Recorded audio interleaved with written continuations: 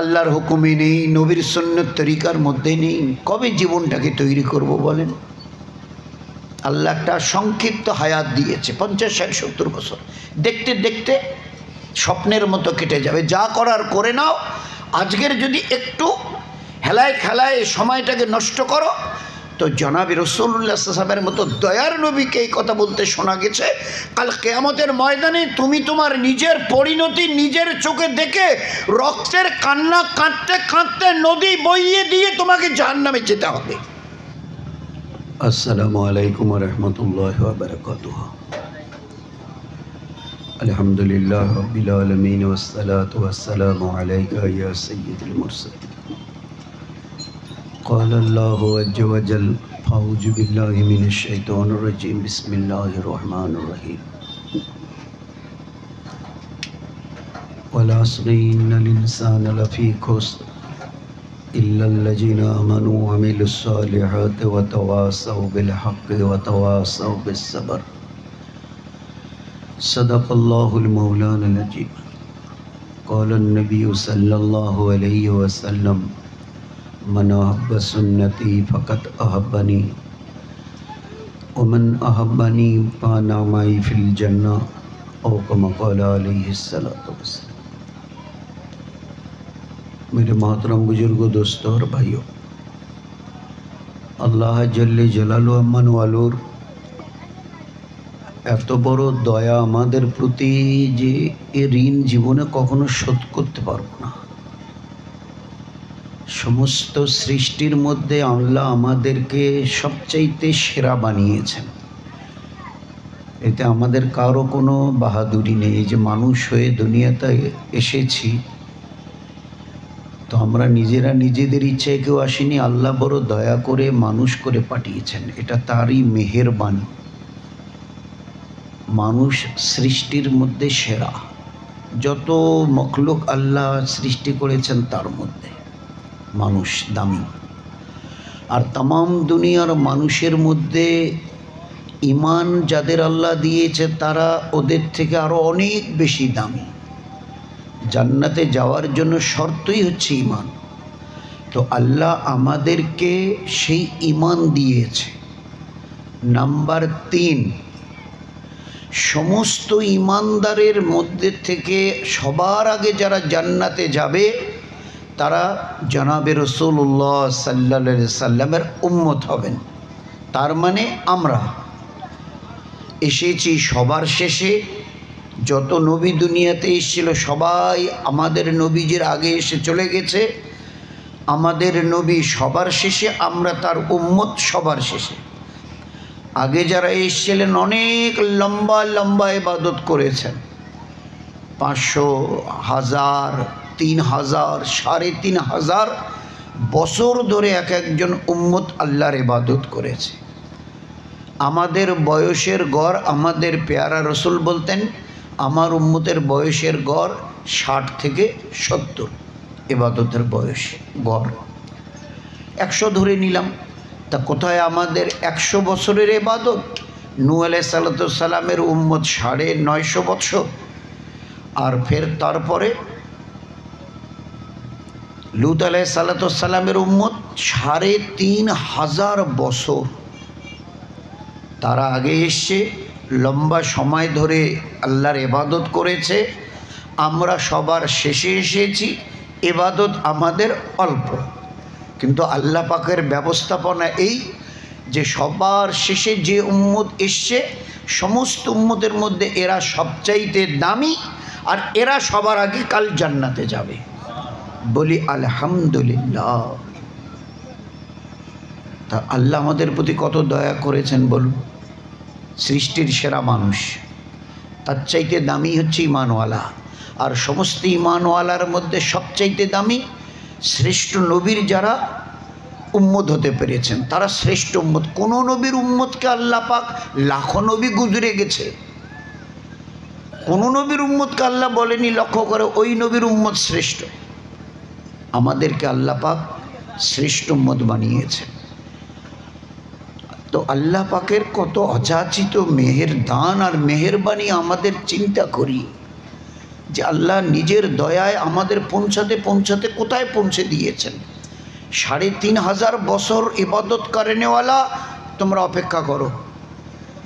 আগে আমার শেষ নবীর উম্মত এই ৫০, ৬০, ৭০টা বছর যারা ইবাদত করেছে না, ওরা আগে জান্নাতে যাওয়া ওদের শেষ হবে, তারপরে তোমাদের ডাকবো। এ কথাটা ভাবা যায়? এত বড় সৌভাগ্যের অধিকারী হওয়ার পরেও যদি আমরা আমাদেরকে না চিনি, বলুন এই উম্মতের চাইতে নাদান আর বেয়াকুব কে হবে বলেন আমাকে? অযাচিতভাবে আল্লাহ কত মেহেরবানি আমাদের প্রতি করেছেন, তারপরেও যদি আমরা কিছু করতে না পারি। এই যে দিন কয়েক আগে গত সপ্তাহে শেষ হলো রমজানুল মোবারক, এক একটা মিনিট সেকেন্ডের কত মূল্য আল্লাহ দিয়েছিল। এক একটা রোজার এক একটা আমালের নফল ফরজের সমান, ফরজ ৭০ গুণ, তারাবি ২০ রাকাত, ২০ রাকাতে ৪০টা সেজদা, প্রতি রাকাতে দুটো, ২০ রাকাতে ৪০টা, একটা সেজদার বিনিময়ে ১৫০০ নেকি। তারাবিটা পড়ে ২০ রাকাত পড়ে সালাম ফিরিয়ে ঘরে যাও, ৬০,০০০ নেকি নিয়ে চলে যাও। প্রতিদিন ৬০,০০০। জান্নাতে যাবার জন্যে একটা নেকি বেশি হলে হয়ে যাবে। একটা নেকির যদি আমার বেশি থাকে গুনার মোকাবেলায়, তো আল্লাহ আমাকে জান্নাত দেবে, একটা নেকি। আর সেখানে শুধু রমজানের একটা দিনের তারাবির বিনিময়ে ৬০,০০০ নেকি। খবর নেই কজন উম্মত রোজা ছিল, কতজন তারাবি পাবন্দির সঙ্গে পড়েছে বলুন। একটা মসজিদওয়ালারা বলতে পারবো, আমাদের মসজিদে আমরা হিসাব করে দেখেছি ১০০ জন পুরুষ, মা বোনদের ১০০ জন মা বোন, সবাই রোজা ছিল। পারবো ভাই বলতে? আছে হিম্মত আমাদের? শতকরা ৫০, ৬০, ৭০ জন পর্যন্ত রোজা নেই। কত ব্যথার কথাতে। এর পরেও যদি আমরা আমাদেরকে না চিনি, তা আর কি বলার আছে বলেন তো? এ কত বড় দুঃখ আর আফসোসের কথা হবে। এ কে যাচ্ছে রে জান্নাতে আমাদের নাকের ডগাতে সামনে দিয়ে? বলে একটা উটনি, উট জান্নাতে যাচ্ছে। এটা কি রে? বলে একটা হুদুদ পাখি জান্নাতে যাচ্ছে। এটা কে রে? বলে একটা খেজুরের গাছ জান্নাতে যাচ্ছে। আর এটা কে যাচ্ছে রে? বলে কুত্তা, কুকুর জান্নাতে যাচ্ছে। বনি ইসরাইল কওমের ওই সাথের সঙ্গে একটা কুকুর ছিল, কখনো এদের সংস্পর্শ সে ছাড়েনি। কত বড় তাজ্জুবের কথা হবে যে একটা উট জানোয়ার জান্নাতে, একটা কুত্তা জানোয়ার জান্নাতে, একটা গাছ খেজুর জান্নাতে। আর আমি এত বড় হতভাগা, সমস্ত নবীর সেরা নবীর উম্মত হয়ে আমি যদি জান্নাতে যেতে না পারি। ওই একটু আগে মুফতি সাহেব তো ওই বয়ানই করছি। আমাদের জন্য সৌভাগ্যের দরওয়াজা আল্লাহ খুলে দিয়েছে, আমরা নিজের হাতে বন্ধ করে দিয়ে বসে আছি। আল্লাহর হুকুমে নেই, নবীর সুন্নত তরিকার মধ্যে নেই। কবে জীবনটাকে তৈরি করব বলেন? আল্লাহ একটা সংক্ষিপ্ত হায়াত দিয়েছে, ৫০, ৬০, ৭০ বছর। দেখতে দেখতে স্বপ্নের মতো কেটে যাবে। যা করার করে নাও। আজকের যদি একটু হেলায় খেলায় সময়টাকে নষ্ট করো, তো জনাবি রাসূলুল্লাহ সাল্লাল্লাহু আলাইহি ওয়াসাল্লামের মতো দয়ার নবীকে এই কথা বলতে শোনা গেছে, কাল কিয়ামতের ময়দানে তুমি তোমার নিজের পরিণতি নিজের চোখে দেখে রক্তের কান্না কাঁদতে কাঁদতে নদী বইয়ে দিয়ে তোমাকে জাহান্নামে যেতে হবে। কেউ তোমাকে জিজ্ঞাসা করবার থাকবে না ওখানে, ভাই কেন কাঁদছো, এত রক্তের কান্না কেন? এই কথাটা বলারও কেউ থাকবে না। যদি পুছনেওয়ালা কেউ হতো তো আল্লাহ রসুল সাল্লাল্লাহু আলাইহি ওয়াসাল্লাম ওই কথা বলেন, আটকে গেছে। ভাই কেন এরকম? বলে আল্লাহ বলেছে আমার হিসাব নিকাশে একটা নেকি শর্ট পড়ে গেছে। আল্লাহ এত দয়ালু, আমাকে বলেছে একটা নেকি যদি আমি এনে দিতে পারি আমাকে জান্নাত দেয়া হবে। তো আল্লাহ কত বড় মেহেরবান যে একটা নেকি যদি আমি নিয়ে আসতে পারি জান্নাতে, তো একটা নেকির জন্য দৌড় লাগাবে হাসরের ময়দানে। কত আত্মীয় স্বজন তাদের বাড়িতে আসতো, কত আত্মীয়র বাড়িতে তারা এই ব্যক্তি গেছিল, অথবা ওই মেয়ে ছেলেটা কত আত্মীয় স্বজনের বাড়ি গেছে। ওই মেয়ে ছেলেটির বাড়িতে কত লোকজন এসে পিঠা পোলাও মাছ গোশ এটা ওটা কত কি খেয়ে গেছে। এ কথা শোনার পরে ভাববে যাক আল্লাহ আমার প্রতি বড় মেহেরবানি করেছে, একটা নেকি তো আমার অনেক আপনজন আত্মীয় স্বজন বন্ধু বান্ধব পরিচিত অনেকেই আছে, এর কাছে ওর কাছে চাচা মামা খালা খালু ফুপা ফুপি কত জনের নানা নানি দাদা দাদি এক এক করে আল্লাহ সবার সঙ্গে কম বেশি সাক্ষাৎ মোলাকাত করাবে।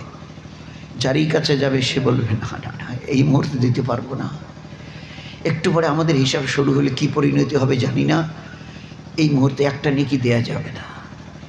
কিছু চলার পরে বুঝতে পারবে যে না এসব আর দৌড়িয়ে লাভ নেই, আমি আমার মাকে তালাশ করি, যে মা 10 দিন পেটে ধরে কষ্ট করে বয়ে নিয়েছে, প্রসবের সেই জ্বালা যার বদলা আল্লাহ রসুল বলছেন যে ওই সময় মা যা কষ্ট পেয়েছে এর বদলা তুমি কতদিন চুকাবে, 100 বছর যদি মাথায় নিয়ে মানে ঘোরো তাও তো ঋণ শোধ করতে পারবে না, যদি মাটি নেওয়ার আগে মাথায় যদি নিয়ে ঘোরো। তো যে মা প্রসবের ওই মরণ যন্ত্রণা সহ্য করেছে, 2-2.5 বছর তার সিনার দুধ আমাকে পান করিয়েছে, শীতের দিনে আমি পেশাব পায়খানা করতাম রাতে, মা ওগুলো নিজের কোলে টেনে নিয়ে আমাকে গরম জায়গায় শুইয়ে দিয়েছে, মা নিজে না খাইয়ে আমাকে খাইয়েছে, আমার কিছু হয়ে গেলে মা তার আরাম হারাম করে দিয়েছে, ঘুম নেই খানা নেই পাগলের মতো পাগলির মতো হয়ে গেছে, কেন আমার বাচ্চা আল্লাহ আমার বাচ্চা। আমি বুঝতে পেরেছি মা ছাড়া আর বাস কারো কাছে গিয়ে লাভ হবে না। তো ওই পুরুষটি অথবা ওই মেয়ে ছেলেটি এবারে তার মনে জাগবে যে মা ব্যতিরিকে কেউ একটা নেকি দেনেওয়ালা নেই, অনেকের কাছে তো গেলাম সবাই ফিরিয়ে দিয়েছে, ওই মায়ের দেখা করার নিয়ে তো হাঁটা দেবে, উল্টো দিক থেকে মা ও আল্লাহ পাকের মেয়ের মা ওসব কুদরতে হবে চলে আসবে, মা ছেলে মা বেটি দুবয়ের সাক্ষাৎ হবে, দেখে এবারে বলবে আম্মু তুমি আমাকে চিনতে পেরেছ, আমি তোমার ওই কলিজার টুকরা, পুরো কথা শুনিয়ে দেবে, 10 মাস পেটে ধরেছিলে, প্রসবের জ্বালা শুয়েছিলে, না খেয়ে খাইয়েছিলে সব, হ্যাঁ বেটা বল বল, এই মা বল বল, বেটি বল কি বলতে চাস বল বল না কি বলতে চাস, বলে মা আমার মেহেরবান আল্লাহ বলেছে একটা নেকি যদি আমি আজকের নিয়ে যেতে পারি তো আমার আল্লাহ আমাকে জান্নাত দিয়ে দেবে বলছে, একটা নেকি একটা। মা দেখেই ও এত কিছু পরিচয়ের দরকারই নেই, এক ঝলক দেখেই মা বুঝতে পারবে চেনে নেবে। মা আবার বাচ্চাকে চেনে না হয় কখনো, ছেলে মাকে চিনেছে মেয়ে মাকে চিনেছে আর মা চেনে হয়, তো মা তো প্রথম দেখাতেই চিনি নিয়েছে, জানতে চাইছে কেন কি ব্যাপারটাকে খুলে বল, বলে মা একটা নেকি। তা যখন এই নেকির জায়গায় আসবে না তখন মা এবারে আসল চেহারা দেখাবে,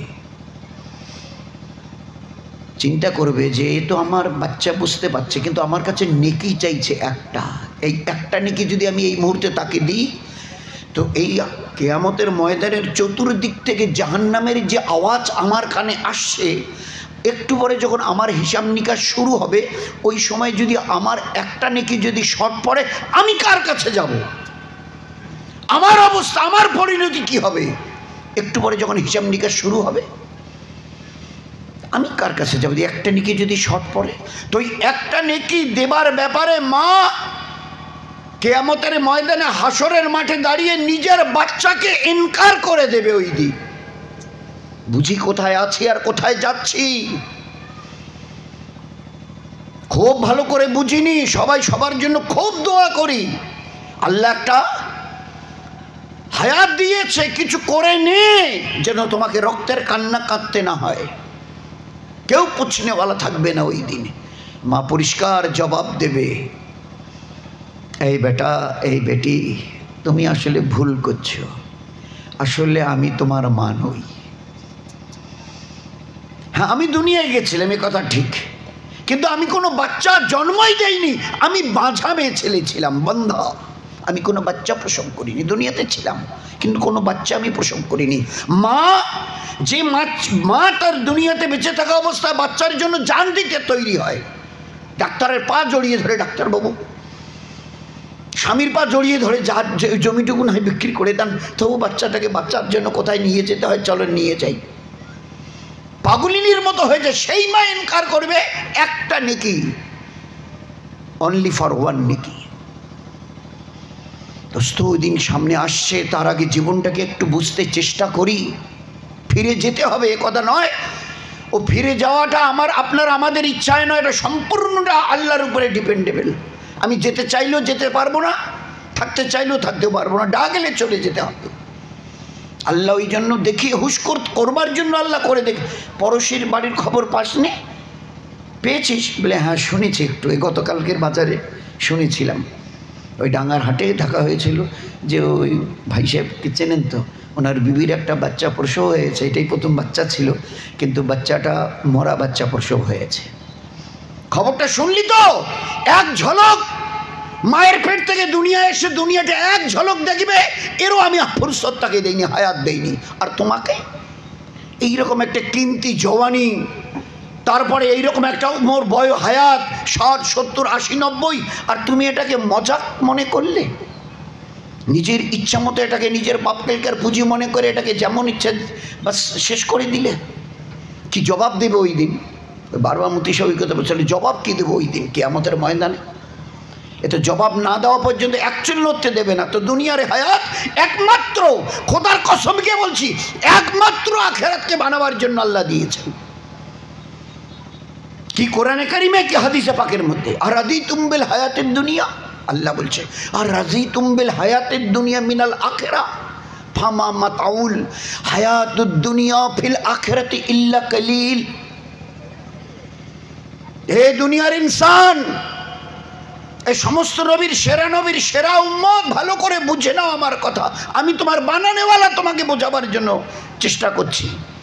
দুনিয়ার কোটা দিনের জীবন পেয়ে অনাদি অনন্তকালের আখিরাতটাকে ভুলে গেলে, এই দুনিয়া তো স্বপ্নের মতো, এই চোখের পাতাটা খোলা আছে, যদি বন্ধ হয় আর না খোলে তো মৌত, খুলে আছে আর যদি বন্ধ না হয় তো মৌত। যে নিঃশ্বাসটা বেরিয়ে এসছে যদি ভিতরে না যায় তো মৌত, ভিতরে গেল বেরিয়ে যদি না আসে তো মৌত। This is called death, try to remember it, this is called death. কি হলো? বলে চোখের পাতাটি স্থির হয়ে গেছে, কোনো শ্বাস নেই, বাস চলে গেছে। এই তো তোমার হায়াত, একটা হায়াত দিয়েছি আখিরাতকে বানাবার জন্য, আর তুমি কিনা শেষ মতো দুনিয়ার এই পচা সরা গলা পেয়ে কুল মাতাউদ দুনিয়া, কুল মান হায়াতুদ দুনিয়া ফিল মাতা মাতা ওমাল হায়াতুদ দুনিয়া ইল্লা মাতা।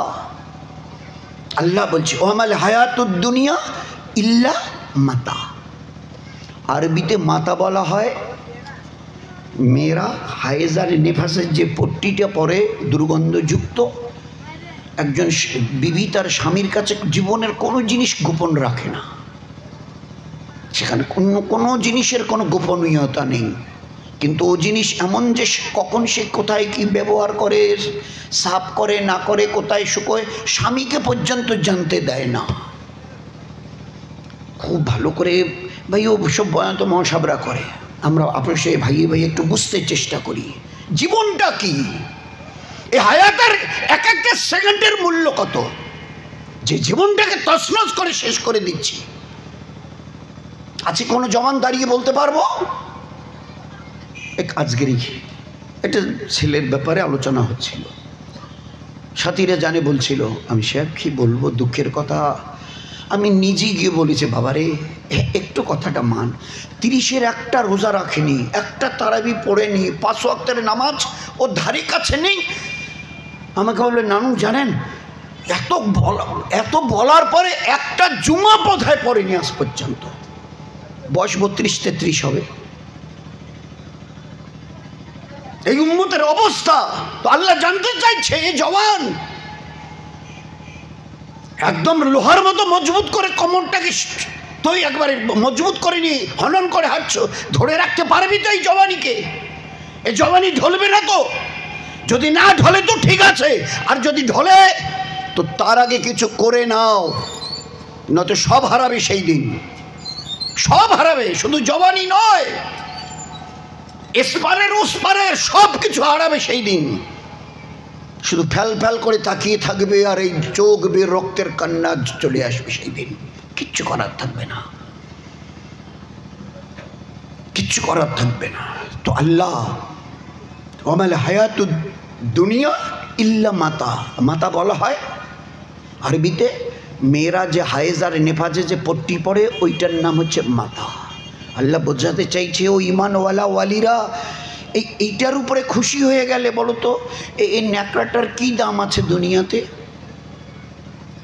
কি দাম আছে বলো, কি দাম আছে? আচ্ছা তোমরা ইনসাফের সঙ্গে বলো, বয়স ছোট থেকে নিয়ে 10-12-15 বছর থেকে শুরু করে আজ 70-80 পর্যন্ত যা হাড় ভাঙা মেহনত করে মাথার ঘাম পায়ে ফেলে যা কিছু কামিয়েছ, ছাইলায় ছিলে, তারও আগে যদি পরিচয় করিয়ে দিত খড়ের চালের ভিতরে ছিলে, খড়ের চালের ঘরের ভিতরে, আজ 2-3-4 তলা বানিয়েছ। হেঁটে বাজারে যেতে, তারপরে সাইকেল, বাইক, এখন 4 হুইলার 4 চাকা, আর এখন ঘরে যদি দরজাগুলো ভিতরে ঢোকা যায় তো কয়েক লক্ষ টাকার আসবাব দিয়ে ভরা। এত কিছু কামিয়েছ, এক একটা রুম, এসি, এক একটা 3-4টা বাড়ির সামনে 4 চাকার গাড়ি, এসি, কার, ব্যাংকে মোটা অ্যামাউন্ট গচ্ছিত। আচ্ছা এই অবস্থায় যদি ডাক আসে তো কয়েক কোটি টাকার প্রপার্টির মালিক তুমি কতটা নিয়ে যাবে ওপারে বলো না? দাও না উত্তর, কতটা সদুত্তর দিতে জানো আমি শুনতে চাই, তোমার বানানেওয়ালা আল্লাহ জানতে চাইছি কতটা নিয়ে যাবে। হাড় ভাঙা মেহনত করে মিয়ার বিবি দুজনে কি না করেছো, ছাইলায় ছিলে, আর 2-3-4 তলা বিল্ডিংয়ে এক একটা খাটের দাম 8-10-15 লক্ষ টাকা। এটা বলে মেহগিনি, সেগুন কাঠ, অমুক কাঠ।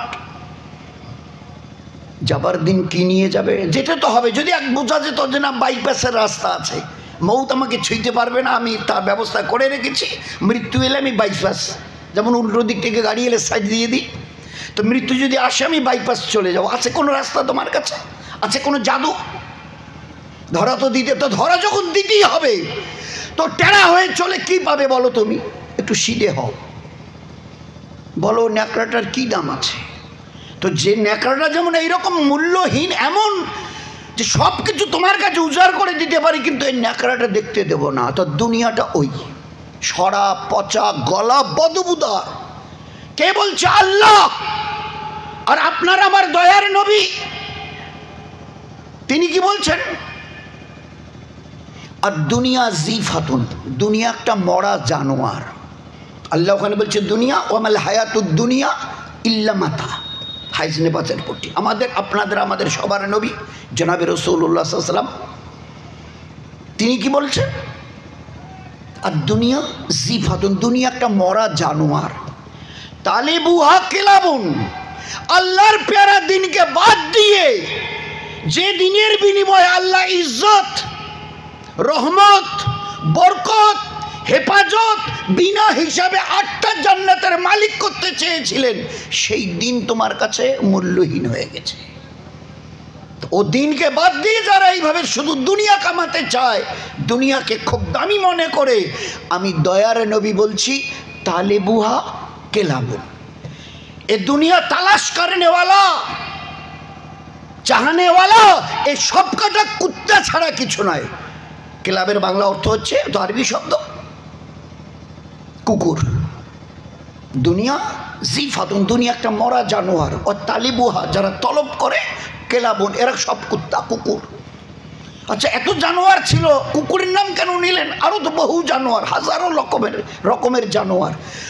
কেতাবের মধ্যে এসে কুকুরের চাইতে নিকৃষ্ট জানোয়ার আর হয় না। এমন এক 10টা গরুকে গোয়ালের দরজা খুলে দেন, ও একসঙ্গে গিয়ে ধানের খেতে হোক বা যে কোনো জায়গায় হোক বা পোয়ালের পুজোয় লাগিয়ে দেন, ও নিজের মতো করে খাবে। কুকুর এমন একটা স্বভাব, ওই পাড়ার কুকুরটা যদি আসে তো ও নিজের কমকে পর্যন্ত বরদাস্ত করতে রাজি হবে না। একটা মোষ মরে আছে, একটা মোষ ভৈষ আর কি মরে আছে, একটা কুকুর প্রথমে গিয়ে খাওয়া শুরু করেছে। ওর মহল্লারই যদি কোনো কুকুর আসে তো খাওয়া বন্ধ করে ওই জায়গায় তাড়াবে। তোর আছে থাকো, এত বড় 100-150 কেজির এই ভোজটাকে তুই খাবি, খেতে পারবি? বলে আমি পাই আর না পাই, এখানে কেউ আসবে না। বহু রকমের ব্যাপার আছে এর ভিতরে, বহু, অনেক খুলে খুলে এসব বয়ান করা হয়েছে। নিজের কওমকে পর্যন্ত, নিজের এলাকার লোককে পর্যন্ত পছন্দ করে না, কওমকে, জাত ভাইকে। না আমি এই মোষটা আমি একা আগে এসছি, আমি একা একা খাবো। আর তোর ওজন তো বোধহয় কত 20-30 কিলো হবে, পেটটা তোর কত বড়, এই মোষটা তো 100-150-200 কিলোর, তুই খাবি এটা? বলে আমি পারি আর না পারি কাউকে এখানে আসতে দেবো না। আর ফের তার লালার মধ্যে, তার ভিজা শরীরে যদি কাপড় লাগে তার নাপাকির অবস্থা, বউয়ের ভিতরে জিনিস দেখানো হয়েছে। এই জন্যে জনাবে রাসূল সাহেবের জবানে মোবারক থেকে এই কথা বেরিয়েছেন যে দুনিয়াকে যারা ওইভাবে চাচ্ছে আল্লাহর দিনকে ছেড়ে দিয়ে জেনে রেখে দাও এরা কুত্তা ছাড়া কিছু নয়। তো একদিকে আল্লাহ পাকের, একদিকে জনাবে রাসূলুল্লাহ সাল্লাল্লাহু আলাইহি ওয়াসাল্লামের। শুধু একটা কথাকে ভালো করে বুঝবার জন্যে, এ দুনিয়ার ইনসান, যে দুনিয়াতে আজকের আছো এটা আসল নয়, এটা মেহনতের একটা জায়গা। জীবন বানাবার জন্যে মৌতের রাস্তা দিয়ে অনাদি অনন্তকালের একটা জীবন আসবে যার শুরু আছে শেষ নেই। দুনিয়া মায়ের পেট থেকে দুনিয়া তেলে শুরু হলো, মৌতের রাস্তা দিয়ে শেষ হবে, আর মৌতের রাস্তা দিয়ে একটা আখেরাতের জীবন শুরু হবে। আমার ইজ্জত জালালার বুজুর্গের কসম, শুরু এর আছে, এর কোনো শেষ নেই। অনাদি অনন্তকাল, এটার্নাল লাইফ, অনাদি অনন্তকালের জীবনের তৈরির জন্যে আমি আল্লাহ একটা হায়াত দিয়েছি। এর প্রত্যেকটা শ্বাস আর প্রশ্বাসকে, ঘন্টা মিনিট নয় সেকেন্ডকে কাজে লাগাও, জীবন বনবে। এতটা ইজ্জত দেব তুমি ধারণা করতে পারবে না, এতটা হেফাজত করব যে তুমি ধারণা করতে পারবে না, এতটা তোমার উপরে রহমত আর বরকত দেব তুমি ধারণা করতে পারবে না। আল্লাহ দেখিয়ে দিয়েছে হেফাজত কতটা। একটা পানি জাহাজ যাচ্ছে, একটা গাছের সঙ্গে ধাক্কা লাগলো, পানি জাহাজটা খান খান হয়ে গেল, ভেঙে গেল। একটা মেয়ে বলে তার ছোট বাচ্চা একটা কাঠের তক্তার উপরে ভেসে যাচ্ছে, একটা জওয়ান যুবক, সেও একটা কাঠের উপরে কোনোভাবে বেঁচে একটা কাঠের তক্তাকে সাহারা করে ও ভেসে যাচ্ছে। এর হঠাৎ কি খেয়াল হলো, দেখে একটা মেয়ে, এবারে তাড়াতাড়ি করে নিজের তক্তাটা হাত দিয়ে খেয়ে ওই ছেলের তক্তার উপরে চলে গেল, নিজের তক্তাটাকে ছেড়ে দিল। ওই অবস্থায় মানে ভাসন্ত অবস্থায় যখন ভেসে যাচ্ছে, ওই অবস্থায় মেয়ে ছেলেটাকে বলছে তুমি তৈরি হও, তোমার সঙ্গে আমি বদকাজ করব। মেয়ে ছেলেটা বলছে আরে আল্লাহর বান্দা, এখনও মাছ দরিয়ায় এইভাবে ভাসছি, বাঁচবো কি বাঁচবো না তার কোনো ঠিকানা নাই, তুমি ওই সব গুনার কথা কি করে মাথায় নিচ্ছ? তা বলে না, ওসব কথা বলে লাভ হবে না, তাড়াতাড়ি তৈরি হও। এ খুব বাঁচার চেষ্টা করছে, বাহানা এটা ওটা করছে। ও বলছে যে তুমি সময় নষ্ট করো না তো, তাড়াতাড়ি। যখন এমনি ছেলেটা দেখছে যে ওর কিছুতেই মানতে রাজি হচ্ছে না, তো বলছে আচ্ছা ঠিক আছে, বাচ্চাটাকে একটু চুপ করি বলে বাচ্চাটাকে নিজে মা একটু চিমটি কাটে, বাচ্চাটা কাঁদতে থাকে। ফের কিছুক্ষণ পরে যখন বাচ্চাটা ফের চুপ হয়, মা ফের চিমটি কাটে, ফের কাঁদে। এই যে যুবক দেখছে আরে এই তো বাচ্চাটা বড় মারাত্মক দিকদারি করছে, একটু সময় নষ্ট হচ্ছে। ওইবারে বাচ্চাটার হাত ধরে মায়ের কোল থেকে একটা টান দিয়ে দড়িয়ে ছুরি ফেলে দিয়েছে। ছুরি ফেলে দিয়ে মেয়েটাকে বলছে যে বাস আর তো কোনো ঝামেলা নেই, এবারে তুমি তৈরি হও বলে এবারে তার উপরে উঠতে গেছে। দরিয়া যারা ছিল তাদের কোনো নামগন্ধ নেই, ও জাহাজের বাকি লোকদের, এরা শুধু এখন দুজন, বাচ্চা একটা ছিল সেটাকে দরিয়ে ছুড়ে দিয়েছে। আর ওই অবস্থায় মাঝ দরিয়ায় মৃত্যুর মুখে দাঁড়িয়ে যখন তার উপরে এবারে ছেলেটা উঠতে গেছে, এই যুবক শুধু জবান থেকে একটা শব্দ বলেছে, আল্লাহ। মাছ দরিয়ায় ভাসন্ত অবস্থাতে, যেখানে মৌত ব্যতিরিকে বাঁচার কোনো রকম কোনো রাস্তা নেই, যে দরিয়া চতুর্দিকে কোনো কুল কিনারা নেই, খালি একটা শব্দ, এ মেরে আল্লাহ, খালি একটা শব্দ বলেছে আল্লাহ। তো দরিয়া থেকে একটা মাছ, বড় মাছ, মুখটা হাঁ করে ওই জালেম যুবকটার মাথাটা কামড়ে ধরে নিয়ে চলে গেছে। এ হচ্ছে আমাদের আল্লাহ, যেখানে তোমার কেউ থাকবে না।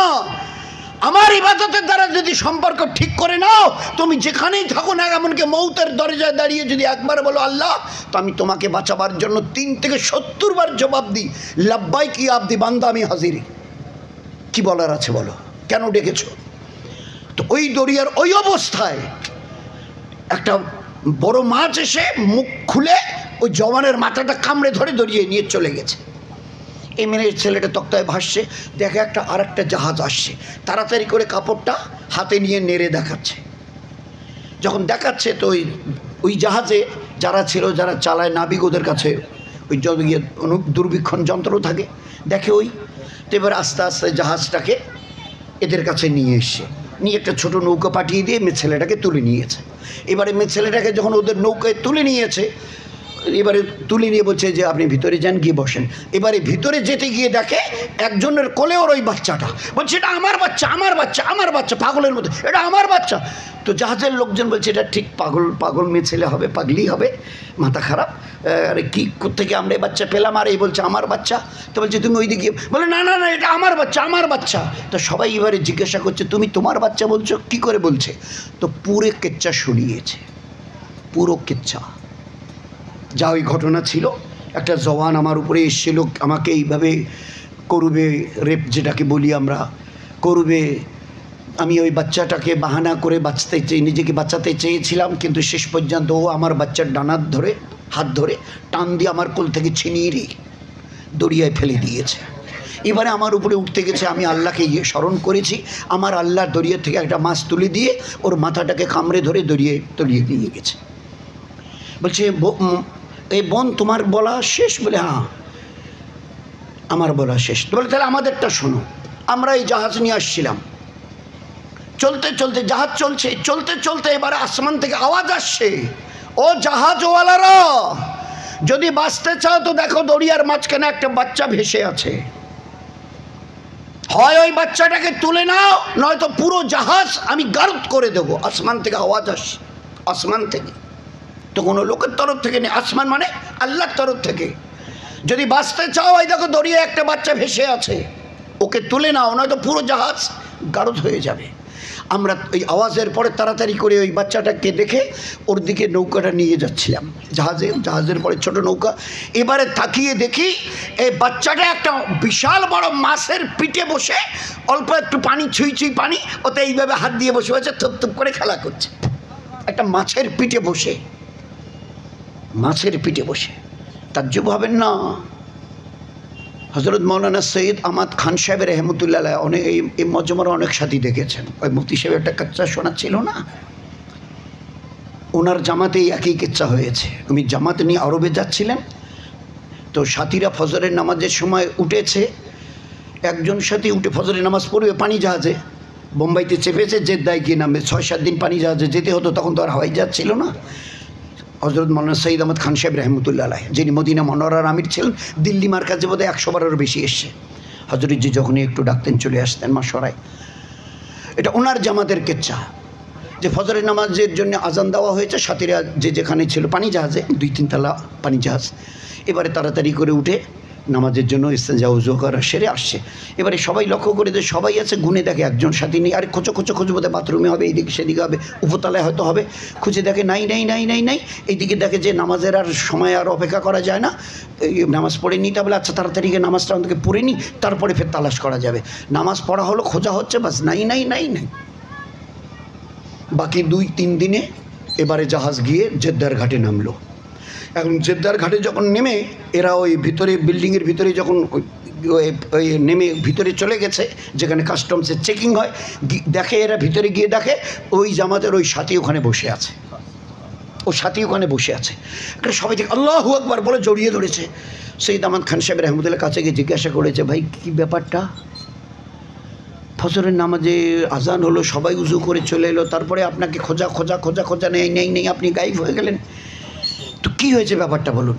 তো বলে হজরত আমি ওই ইস্তেঞ্জা করবো, উজু করবো, আজানের শব্দ শুনে উঠে হাঁটা দিয়েছে, কিন্তু ওই চোখে একটা ঘুমের ধান্দা ছিল, খেয়ালই করিনি। ভিতর দিয়ে না হেঁটে আমি কিনার দিয়ে হাঁটতে গিয়ে দরিয়ায় পড়ে গেছি।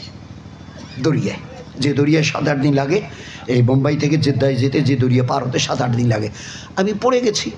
আর জাহাজ তো পানি জাহাজ, স্টিম মানে ইঞ্জিনের জোরে চলছিল, তার মধ্যে শব্দ, আমি একটু বলার চেষ্টা করছিলাম, কিন্তু ওর শব্দে আপনার কানে আওয়াজই যায়নি। তো পানি জাহাজটা জোরে চলে যাচ্ছিল আর আমি ওইদিকে ডুবে যাচ্ছিলাম। এই কিছুটা ডুবে গেছি, তারপরে দেখি পিছন দিক থেকে, নিচ দিক থেকে কে যেন আমাকে আস্তে করে তুলে ধরেছে। তুলে ধরছে।